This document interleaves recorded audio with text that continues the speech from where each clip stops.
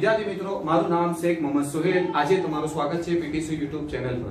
વિદ્યાર્થી મિત્રો, તમે અમારી ચેનલ પર નવા મિત્રો છો, તમે અમારી ચેનલને સબસ્ક્રાઇબ કરો અને બાજુમાં આપેલ બેલ આઇકન પ્રેસ કરો, જેથી અમારી વિડિયો તમને સૌથી પહેલા મળે।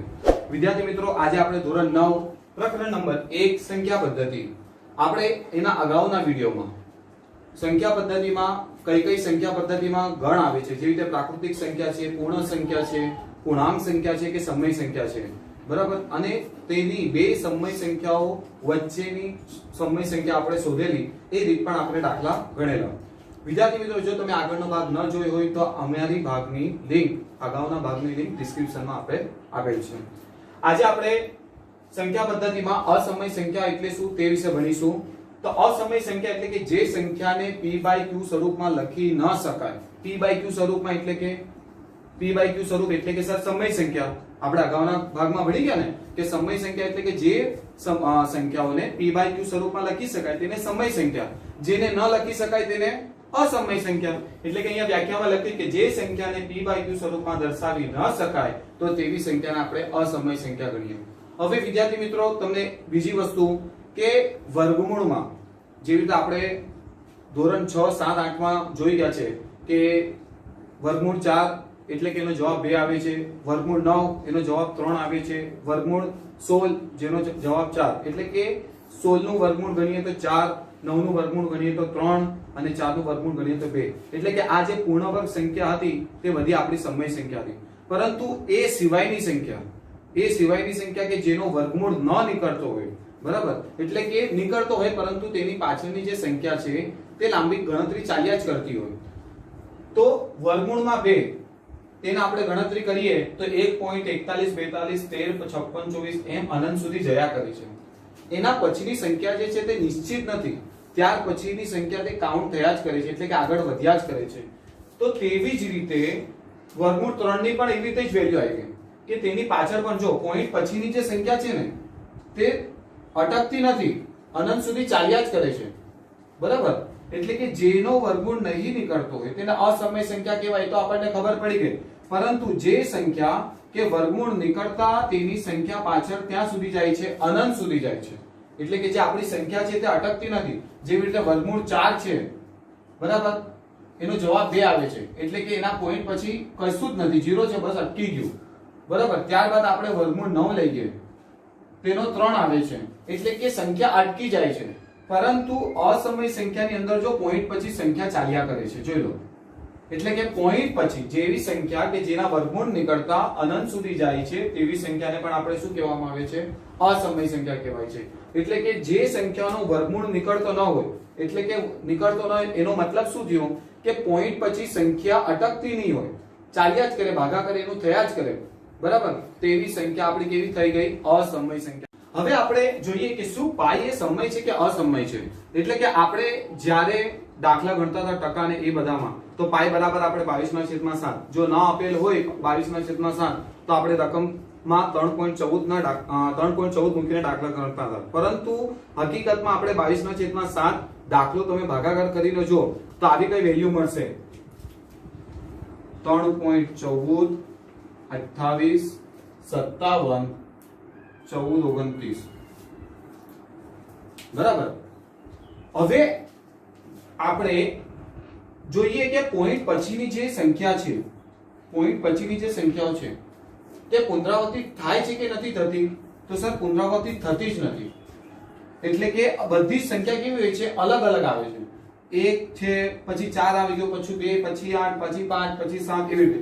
એટલે કે જે સંખ્યાઓ કે જેનો પોઈન્ટ પછી સંખ્યાઓ પુનરાવર્તિત થતી ન હોય તેવી સંખ્યાને પણ આપણે અસમય સંખ્યા એટલે કે p/q સ્વરૂપમાં ન દેખાય, ત્યારબાદ પછી જેનું વર્ગમૂળ નીકળતો હોય પરંતુ ત્યાર પછીની સંખ્યા જે છે તે અનંત સુધી જયા કરે છે, આપણે એક જાતની અનંત થઈ ગઈ, બરાબર, એટલે કે ચાલ્યા જ કરે છે, એટલે જે પુનરાવર્તિત થતી ન હોય તેવી સંખ્યા પણ આપણે અસમય સંખ્યા ગણીશું। જો દાખલા તરીકે આપણે અહીંયા આપેલું છે કે 2.31 42 14 32, એટલે કે પાછળની સંખ્યા પુનરાવર્તિત થતી નથી, અનંત સુધી જયા જ કરે છે, એટલે એવી સંખ્યાને શું કહેવામાં આવે છે? અસમય સંખ્યા।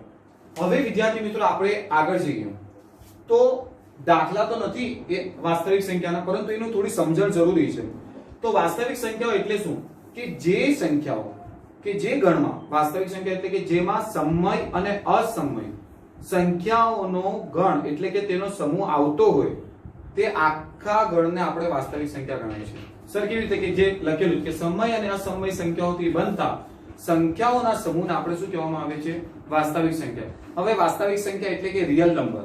હવે રિયલ નંબર એટલે કે એને r વડે આપણે દર્શાવીએ છીએ, બરાબર? કેપિટલ R વડે દર્શાવીએ તો અહીંયા લખેલું છે કે વાસ્તવિક સંખ્યા એટલે બધી જ સંખ્યાઓનો સમૂહ, બરાબર?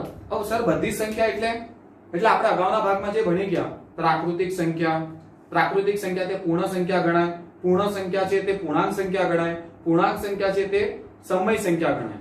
હવે જે સમય સંખ્યા છે અને અસમય બંને મળી જાય તો એને શું કહેવાય? વાસ્તવિક સંખ્યા કહેવાય, એટલે કે કેપિટલ R. આ યાદ રાખજો, જરૂરી છે કે વાસ્તવિક સંખ્યા એટલે કે એમાં પ્રાકૃતિક સંખ્યા આવી ગઈ, પૂર્ણ સંખ્યા આવી ગઈ, પૂર્ણાંક સંખ્યા આવી ગઈ, સમય સંખ્યા અને અસમય સંખ્યા આવી ગઈ. ત્યારબાદ છે કે પ્રત્યેક વાસ્તવિક સંખ્યાનું સંખ્યા રેખા પર એક અનન્ય બિંદુ, અનન્ય બિંદુ એટલે કે એક બિંદુ આપણે નિરૂપણ કરી શકીએ છીએ. આપણે સંખ્યા રેખા જોઈ ત્યારે સંખ્યા રેખાની ઉપર આપણે જ્યારે દોરતા એટલે એમાં પ્રાકૃતિક સંખ્યાનો ગણ લઈ લીધો, ત્યારબાદ આપણે પૂર્ણ સંખ્યા, પૂર્ણાંક સંખ્યા, સમય સંખ્યા. હવે અસમય સંખ્યાને પણ આપણે જો એના સંખ્યા રેખા ઉપર દર્શાવી શકતા હોય તો વાસ્તવિક સંખ્યા જરૂરી છે કે ત્યાં દર્શાવી શકાય, કેમ કે જે અસમય સંખ્યા હોય તેને વાસ્તવિક સંખ્યા ગણી શકાય. હા સર, ગણી શકાય, બરાબર? એટલે કે અસમય સંખ્યાને પણ આપણે દર્શાવી શકીએ. તો અહીંયા લખ્યું કે વાસ્તવિક સંખ્યાનું સંખ્યા રેખા પરના એક અનન્ય બિંદુ તરીકે નિરૂપણ કરી શકાય. તેવી જ રીતે સંખ્યા રેખાનું પ્રત્યેક બિંદુ એ વાસ્તવિક સંખ્યા છે, કેમ કે વાસ્તવિક સંખ્યા એટલે કે આખી સંખ્યા રેખા પર જેટલા સંખ્યા આવે છે તે બધું જ વાસ્તવિક સંખ્યામાં આવી ગયું. તો પછી આ સ્વાભાવિક છે કે સંખ્યા રેખાનું પ્રત્યેક બિંદુ તે વાસ્તવિક સંખ્યા દર્શાવે છે, બરાબર છે? એટલે કે આપણે આખી જે સંખ્યા પદ્ધતિમાં જે થિયરી ભણી ગયા તે વિદ્યાર્થી મિત્રો ખાસ યાદ રાખજો, તે અગાઉના ધોરણોમાં પણ તમને ધોરણ 10 માં પણ મદદ કરશે. ત્યારબાદ આપણે સ્વાધ્યાય 1.2 એમાં પ્રશ્ન નંબર 1 છે કે અમુક વિધાનો આપેલા છે કે સત્ય છે કે અસત્ય તેના વિશે. તો આપણે સ્ટાર્ટ કરીએ કે દરેક અસમય સંખ્યા એ વાસ્તવિક સંખ્યા છે. મેં તમને કીધું કે દરેક અસમય સંખ્યા વાસ્તવિક સંખ્યા. અત્યારે છેલ્લા જ પોઈન્ટમાં આપણે જોઈ ગયા કે સર હા આ વિધાન સત્ય છે,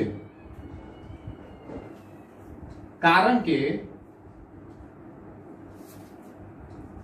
અસમય સંખ્યાઓ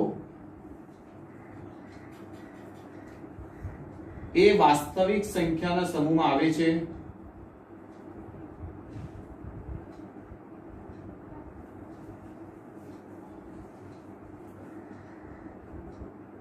બરાબર છે? એટલે કે દરેક અસમય સંખ્યા વાસ્તવિક સંખ્યા તો ગણાય જ. ત્યારબાદ જોઈએ કે સંખ્યા રેખા પરનું દરેક બિંદુ કોઈ પ્રાકૃતિક સંખ્યા m, શું કીધેલું છે? કોઈ પ્રાકૃતિક સંખ્યા m અને વર્ગમૂળમાં m સ્વરૂપનું હોય. એટલે કે સંખ્યા રેખા પરનું દરેક બિંદુ, હવે માની લો કે પ્રાકૃતિક સંખ્યા m આપણે ગમે છે કે ભાઈ પ્રાકૃતિક સંખ્યા તો આખી સંખ્યા રેખા નથી, પ્રાકૃતિક સંખ્યા એટલે કે ગણતરીની સંખ્યા, એટલે કે આપણે જોઈએ છે કે ભાઈ ક્યાંથી શરૂઆત થાય છે? તો કે ભાઈ સર 1 2 3 4 5 થી શરૂઆત થાય છે. તો સંખ્યા રેખા માત્ર ખાલી ગણતરીની સંખ્યા નથી, તેમાં તો બધી જ સંખ્યાનો ગણ આવી જાય છે. એટલે કે ધારો કે હું તમને એક એક્ઝામ્પલ આપું, ધારો કે આપણે ઋણ 3 લઈએ છીએ, m બરાબર શું લઈએ છીએ? ઋણ 3 લઈએ છીએ. તો તેનો વર્ગમૂળ નીકાળીએ. જો વર્ગમૂળ m હોય તો વર્ગમૂળમાં -3 લખાય. કોઈ દિવસ આપણે વર્ગમૂળને કોઈ દિવસ માઈનસ કોઈ દિવસ લખ્યા છે? જે શક્ય નથી, જે શક્ય નથી. માટે આપેલ વિધાન અસત્ય છે. કેમ કે સંખ્યા રેખા પર તો બધી સંખ્યાનો ગણ આવી ગયો છે, માત્ર પ્રાકૃતિક સંખ્યાનો ગણ નથી.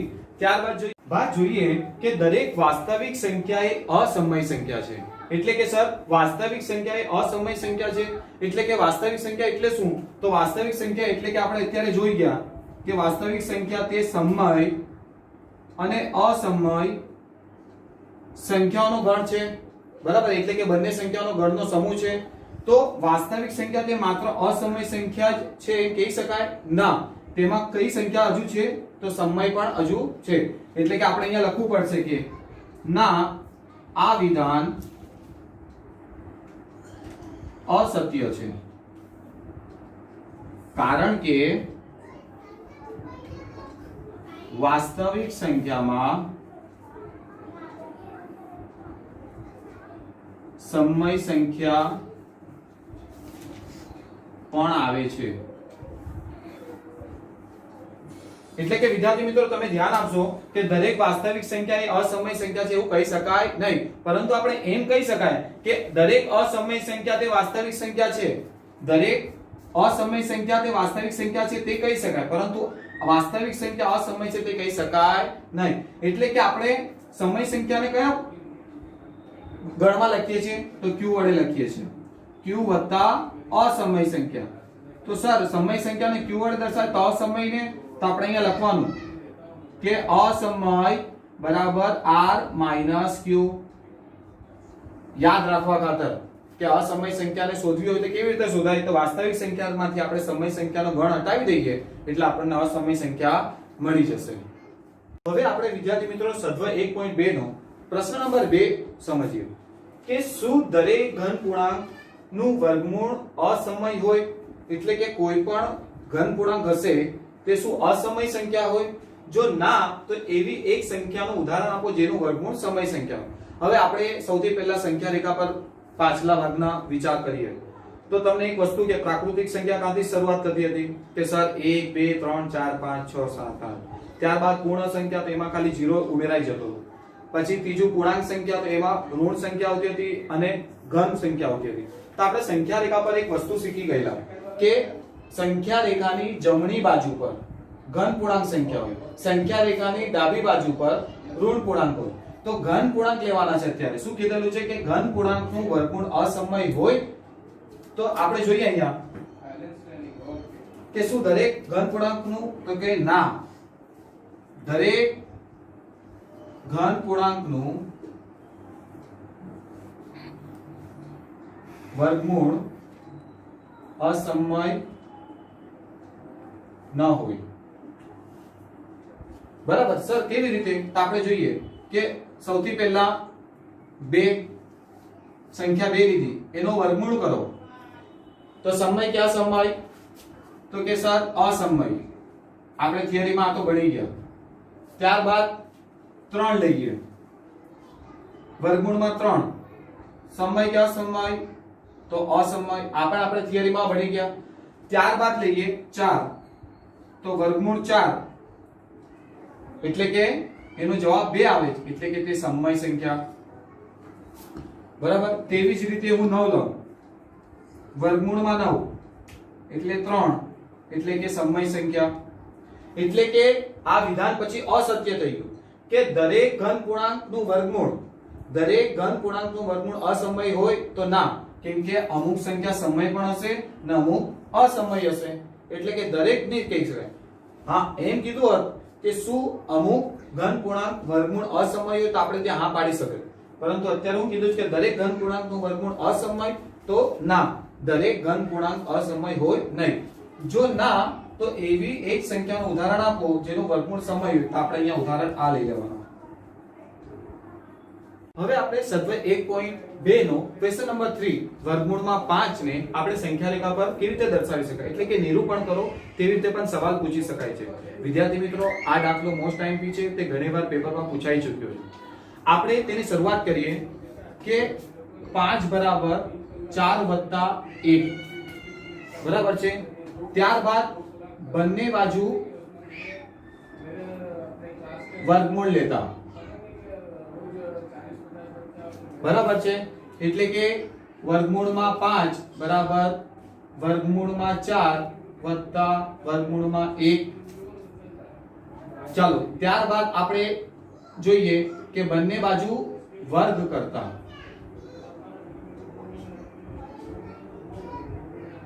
માટે વર્ગમૂળમાં 5 આખાનો વર્ગ બરાબર વર્ગમૂળમાં 4 આખાનો વર્ગ વત્તા વર્ગમૂળમાં 1 આખાનો વર્ગ।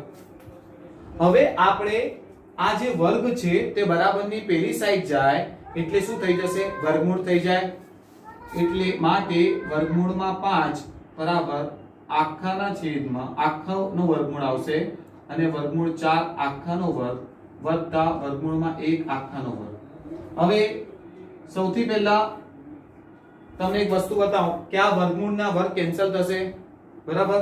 એટલે વર્ગમૂળમાં 4 વત્તા હવે 1 નો વર્ગમૂળ તો 1 જ થશે એટલે 1, એટલે આપણે એમ લખી શકાય વર્ગમૂળમાં 4 વત્તા વર્ગમૂળમાં 1 એટલે કે 2 વત્તા 1, બરાબર? વર્ગમૂળમાં 5 બરાબર 2 વત્તા 1. હવે વિદ્યાર્થી મિત્રો સર આવું કેમ થાય તે તમને બતાવું.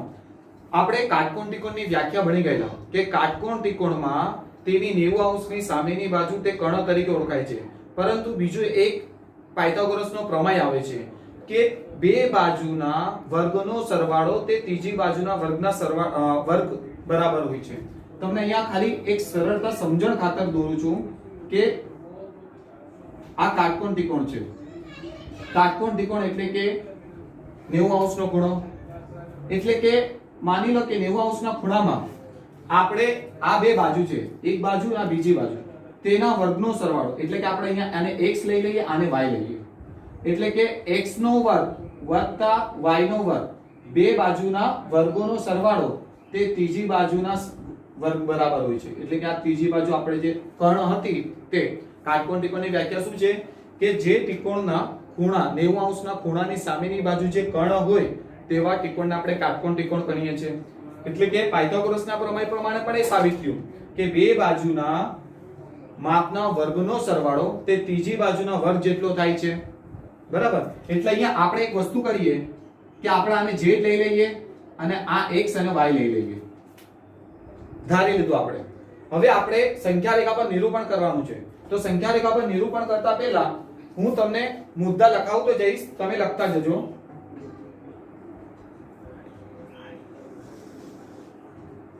ધારો કે આપણે એક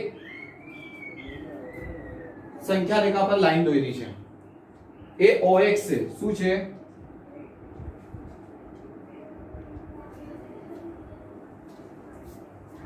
હવે આપણે જે આ બે એકમ છે, જે આપણે બે એકમ, એક બાજુનું માપ 2 એકમ લેવાનું છે, તે 2 એકમ એટલે કે આપણે ત્યાં લખવાનું કે 2 એકમ બરાબર 2 ઇંચ, 1 એકમ બરાબર 1 ઇંચ, એટલે કે 2 એકમ બરાબર 2 ઇંચ. એટલે કે આપણે અહીંયા લખીએ 1 ના 2, એને માની લો કે a નામ આપીએ, બરાબર? એટલે કે OA બરાબર 2 એકમ. અહીંયા શું લખવાનું? OA બરાબર 2 એકમ. આપણે ફૂટપટ્ટી પર 2 ઇંચ લેવાનું, જેથી કરીને આપણે સરળતાથી સંખ્યા રેખા પર નિરૂપણ આપણે કરી શકીએ.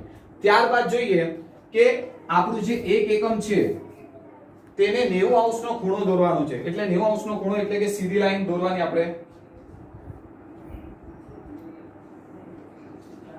બરાબર છે? તેને આપણે AY નામ આપી દઈએ. હવે આપણી પાસે બીજો સાઈડનું માપ એટલે કે બીજી બાજુનું માપ 1 એકમ છે, એટલે કે 1 ઇંચ જેટલું આપણે લઈને અહીંયા આપણે B નામ આપી દઈએ, બરાબર? ત્યારબાદ આપણે OB ને જોડવાનું છે. શું કરવાનું છે? OB ને જોડવાનું છે.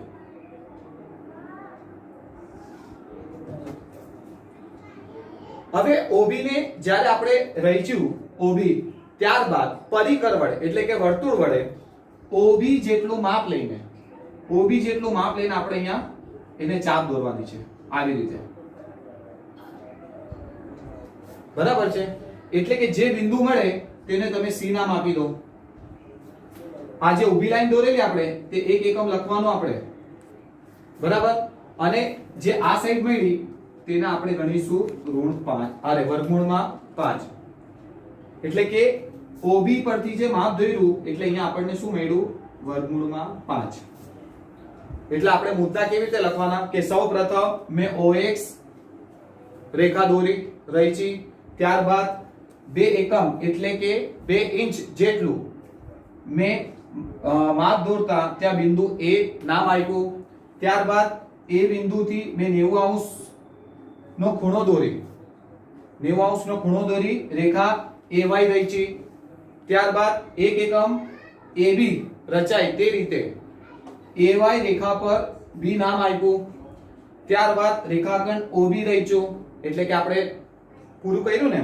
ત્યારબાદ પરિકર વડે OB જેટલું માપ લઈને OB જેટલી ચાપની માપ લઈને તેની ત્રિજ્યા ફેરવતા તેનો ચાપ દોર્યો, તો તે ચાપ જે સંખ્યા રેખા પર જ્યાં મળી તેને મેં C નામ આપ્યું, C બિંદુ વડે, અને જે મળ્યું તે પોઈન્ટને આપણે વર્ગમૂળ 5 એટલે કે આપણે અહીંયા લખવાનું માટે OC બરાબર વર્ગમૂળમાં 5. શું લખવાનું? OC બરાબર વર્ગમૂળમાં 5 થાય. સમજ પડી વિદ્યાર્થી મિત્રો? વિદ્યાર્થી મિત્રો, જો તમને આ વિડિયો પસંદ આવ્યો હોય તો લાઈક, કમેન્ટ અને શેર કરવાનું ભૂલતા નહીં. અને જો આ ટોપિકમાં કોઈ પણ કન્ફ્યુઝન હોય, ડાઉટ હોય અથવા તો આ ટોપિકને વિસ્તારપૂર્વક સમજવું હોય તો મારા WhatsApp નંબર પર તમે કોન્ટેક્ટ કરી શકો છો. આભાર.